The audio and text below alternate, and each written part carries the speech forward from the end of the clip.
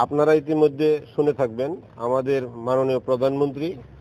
এবার বলেছেন যে 12 ঘন্টার মধ্যে আমাদের কুরবানির যে বজ্র এগুলো অপসারণ করতে হবে এবং প্রতিটি সিটি কর্পোরেশনকে এগুলো নির্দিষ্ট করে একটা দায়িত্ব দিয়েছেন যে 12 ঘন্টার মধ্যে অবশ্যই এগুলো পরিষ্কার পরিচ্ছন্ন করতে হবে। আমরা সেই চ্যালেঞ্জ গ্রহণ করে আমরা গাজীপুর সিটি কর্পোরেশন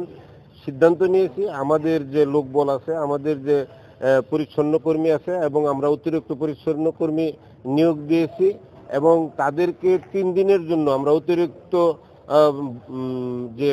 ভর্তুকিটা 3 দিনের মজুরি সেটা আমরা দিচ্ছি। ভিতরে বাইরে চকোলেটে ডুবিয়ে গোলমাল চকোলেট জাদু মাখা স্বাদ। এবং পাশাপাশি তাদেরকে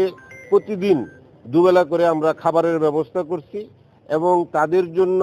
কালকে কুরবানি হবে, আমরা তাদেরকে 3 কেজি করে গরুর মাংস দেব এবং আগামী কালকে আমরা কুরবানির পরেই আমি সহ আমার যত আপনার আছে আমাদের সিটি কর্পোরেশনের কর্মকর্তারা আছে এবং আঞ্চলিক নির্বাহী কর্মকর্তারা আছে, সকলে মিলে আমরা মাঠে থাকবো এবং পরিচ্ছন্ন কর্মীদের সাথে আমরা থেকে কাজ করব এবং আমরা সেই 12 ঘন্টার জায়গায় 8 ঘন্টার মধ্যে আমাদের এই গাজীপুর নগরকে, আমরা গাজীপুর সিটি কর্পোরেশনকে এই বর্জ্যমুক্ত করবো ইনশাল্লাহ। তাদের প্রতি আমাদের যে আহ্বান সেটা আমরা ইতিমধ্যে তাদেরকে আমাদের সিটি কর্পোরেশনের পক্ষ থেকে এই বজ্র রাখার জন্য আমরা পলি ব্যাগ দিয়েছি যেটা পচনশীল এবং তাদেরকে আমরা ব্লিচিং পাউডার দিয়ে দিয়েছি। আমাদের প্রতিটি গরুর হাটে আমরা পর্যাপ্ত এই ব্যাগ এবং কি ব্লিচিং পাউডার দিয়ে দিয়েছি এবং আমাদের প্রতিটি ওয়ার্ডের যে আঞ্চলিক নির্বাহী কর্মকর্তার মাধ্যমে প্রতিটি ওয়ার্ডের যে সচিব আছে সচিবের কাছে পর্যাপ্ত এই ব্লিচিং পাউডার এবং